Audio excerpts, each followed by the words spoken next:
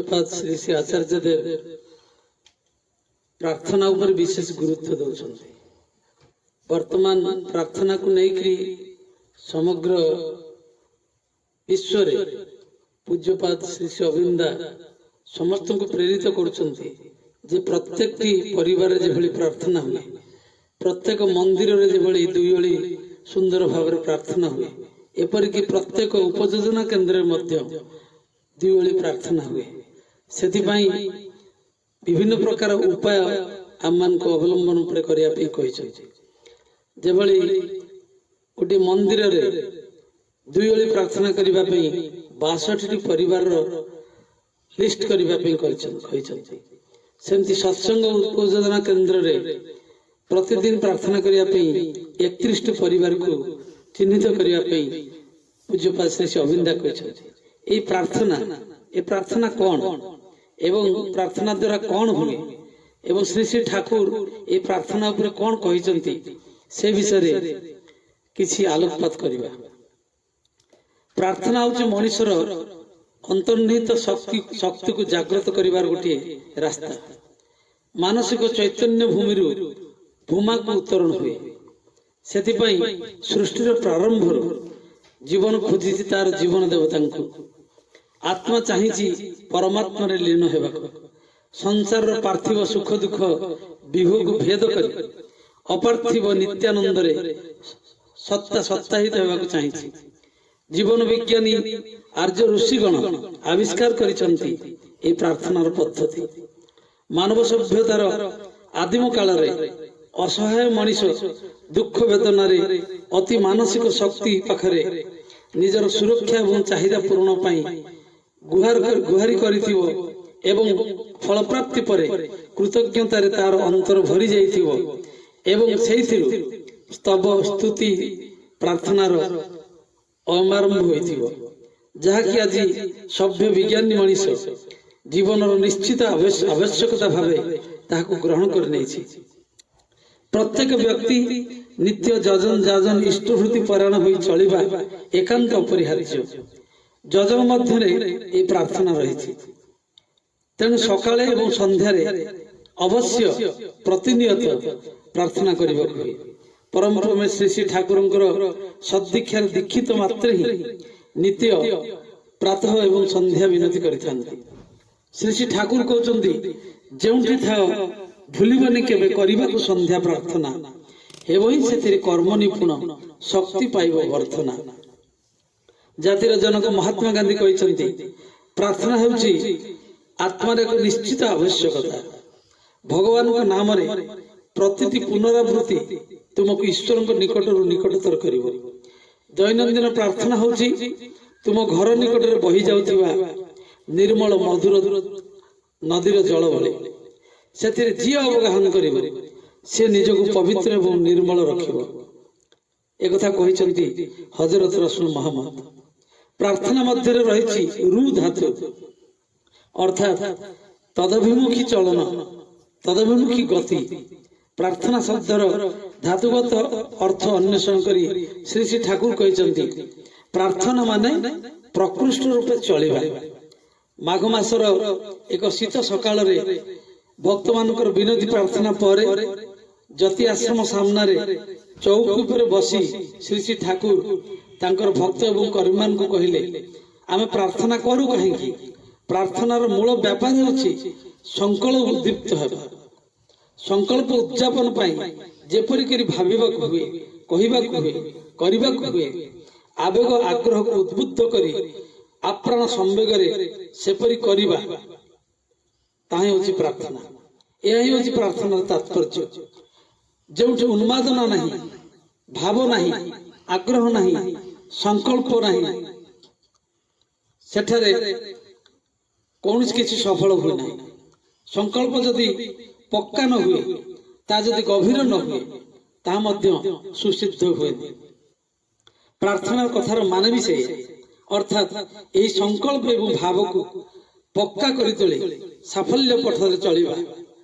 श्री श्री रामकृष्णदेव कहते राति आकाश रे अनेक नक्षत्र तुम देखि थाओ किंतु सूर्य उदय हेबा परे ताहा देखा जाए नहीं।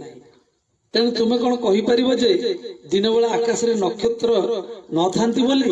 तेणु हे मनीष तुमर अज्ञ दिन गुड़िक जदि तुम्हें भगवान को दर्शन न पाओ तेबे भगवान नहांती बोली तुम कह ना। जो उपाय हो तुम ईश्वर को प्रार्थना कर, से निश्चय तुम कथा शुणिबे। कारण से गोटे पिपीलिकार पदध्वनि मध्य शुणी पारंती। श्री श्री ठाकुर तांकर भाव समाधि अवस्था कहते sound of her call must reach me because I am the sound. प्रार्थना अर्थ श्री श्री ठाकुर प्रांजल भाव में व्याख्या कर आलोचना प्रसंग श्री श्री ठाकुर कहते जो प्रार्थना कहती ताहला ऑटो सजेशन स्वतः अनुज्ञा विशेष। प्रार्थना मध्य अच्छी वास्तव करवा। प्रार्थना हिसाब रे आमे आनुष्ठानिक भावे जहा करू ताहा प्रार्थना अनुଯାयी चलिबार पूर्व कृति। प्रार्थना अनुकूल कर्म संवेग एथिरे गजई उठे। मौखिक कहबाटा सब किछि नुहे, करबा भीतर देई आत्त करबाटा ही प्रार्थना। विभिन्न भाषा रे आमे जो सब प्रार्थना करू अथच से सब भाषा हुए तो आमे बुझी पारुना। एही निवेदनर बा मुहे मुहे उच्चारणर कौन सी फल हुए कि ना यार उत्तर श्री श्री ठाकुर कहते आवृत्ति सर्वशास्त्राणाम बोधादपि गरियसी। आवृत्ति चले रखिले धीरे धीरे बोध भी फुटी उठे, सेगुड़ी को बाद देवा हुए ना। अवश्य अर्थर व्युत्पत्ति नहेले चलिबा करिबा ठीक ठीक फुटी उठेनी। प्रार्थना माने करिबा भीतर दे प्रकृष्ट भावे कौन सी किछि को अधिगत बा आयत्त करिबा। श्री श्री ठाकुर बाणी रे कहउचंती प्रार्थना रे कहिलु केते करिलु नाही कार्य कल्पना रे फुटिला ताहा फलटी पाइलु बाजे। स्थूल शरीर पुष्टि निमित्त उपयुक्त खाद्य जेपरी आवश्यकता रही मन एवं आत्मार पुष्टि तथा तृप्ति पाई प्रार्थनार आवश्यकता बहु भाव अनुभूत हो आसी। एपरिक शारीरिक कल्याण एवं उत्तम स्वास्थ्य प्रार्थना गुरुत्वपूर्ण भूमिका रही। साधारणतः जो प्रार्थना करा जाए से स्तव स्तुति स्तोत्र अनुरोध जाचक्य इत्यादि थाए। प्रार्थना शब्द मूल शब्द प्रार्थना उत्पन्न जार अर्थ अनुरोध करिबा बा किछि मागिबा इत्यादि। सुतरां प्रार्थना अर्थ साहाय्य पाई ईश्वर को आराधना करिबा बा प्रशंसा करिबा अर्थात तांकर महिमा विक्रम वैभव दया करुणा ऐश्वर्य ए सब आराधना एवं प्रशंसा करिबा। प्रार्थना भीतर रही जीवन ऊर्ध्वगामी चैतन्यर स्फुरण। अतएव प्रार्थना करने को ईश्वर को जे सब किछि अधिपति ईश्वर व्यक्त रूप होउचंती इष्ट जे मानुष तन को आश्रय करी एई धराधाम रे सर्वजीव जगतर कल्याण निमित्त लीला करंती। श्री श्री ठाकुर कहउचंती जीवन उच्च धृति संवेग सबुरी जे इष्ट तांकर मूर्त प्रतीक सेई ऐश्वर्य मूर्त सिए। आमे ईश्वर गॉड खोदा अल्लाह भगवान जहां कहो से होचंती एक एवं अद्वितीय। मंदिर मस्जिद गिरजा गुरुद्वार ए सब रे आमे सेई एक एवं अद्वितीय को उपासना करू। इष्ट होचंती तांकर मूर्त प्रतीक। एनु वास्तव रे प्रार्थना सार्थक हुए तांकर निर्देश रे प्रार्थना करिवा एवं तांकर इच्छा एवं निर्देशानुसार निजर चलन चरित्र को विनायित करिवा भीतर दे से होचंती प्रेम घन मूर्ति। तांको प्रार्थना न कले प्रेम जागृत हुए नहीं, आत्मसमर्पण आसे नहीं, आत्मा परमात्मा का सहित मिलित हुए नहीं। सेहिति पई श्री श्री ठाकुर कहले प्रेम को प्रार्थना करो आ हिंसा को दूर को परिहार करो जगत तुम आड़ को आकृष्ट हेबो ही हेबो। पूर्वर कहिछि प्रार्थना द्वारा चलन चरित्र नियंत्रित होता है अर्थात उत्तम चलन चरित्र जेउठी सेटारे भगवान कर प्रकट संभव होय। श्री श्री ठाकुर कहउचंती परश्री कातरता विहीन प्रवृत्ति प्रलोभन मुक्त इष्ट स्वार्थ प्रतिष्ठा परायण जी सर्वत भाव भगवान कर प्रकट हेबा ता पाखरे सुगम। सत्संगर विनती प्रार्थना परम पूज्य श्री श्री बड़दांकर परिचालन रे समवेत भाव चालू करा जाए। श्री श्री ठाकुर प्रार्थना करने को किपरि प्रार्थना करबाक हबो कोन प्रार्थना को कराजिबो इत्यादि श्री श्री बड़दा को कहि दियंती एवं सेही परि भाबे अद्यावधि चली आसुची। आलोचना परिप्रेक्षी रे इष्ट प्रसंग रे श्री श्री बड़दा कहिसंती प्रार्थना समय रे जेते भक्ति प्रदर्शन करा जाए सेते भलो। हाथ जोड़ी मुंड माटी रे लगाई प्रणाम करबा को आ एई भाव रे प्रार्थना करबा भीतर दे गोटे व्यायाम मध्य हुए। ता छड़ा इष्टंकर स्मरण मनन करबा तो विषय अछि। नियमित निष्ठा सह प्रार्थना करबा फल आम समस्ते इष्टानुराग रे चार्ज गोटे जगह अलग अलग प्रार्थना करबा ठीक नहीं। समस्ते एक संग रे एवं संधिक्षण रे प्रार्थना करबा को तांकरी स्मरण मनन करबा भितरे से आम भितरे जागी उठंती। तेणु प्रार्थना समय रे इष्टंक प्रति जेते भक्ति भल पाइबार एक्सप्रेशन हुए सेते भल। छाती ऊपर दुई कर जोड़ी गुरु वंदना कले भक्ति भाव वृद्धि पाए।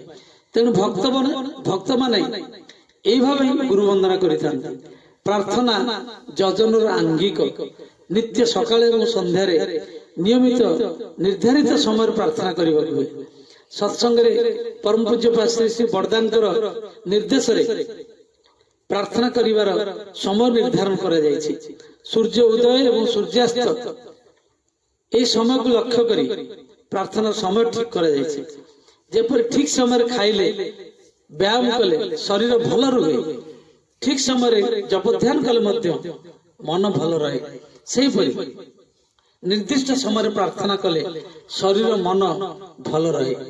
पुरी रे 245तम सर्वभारतीय ऋतिक सम्मेलन रे स्वर्गत दुलालदा कहते थर श्री श्री बड़दा मत पचारे केंद्र मंदिर रे 2 बेला विनती प्रार्थना हुए तो उत्तर रे दुलालदा कहते आज्ञा हाँ प्रति केंद्र मंदिर रे हुए।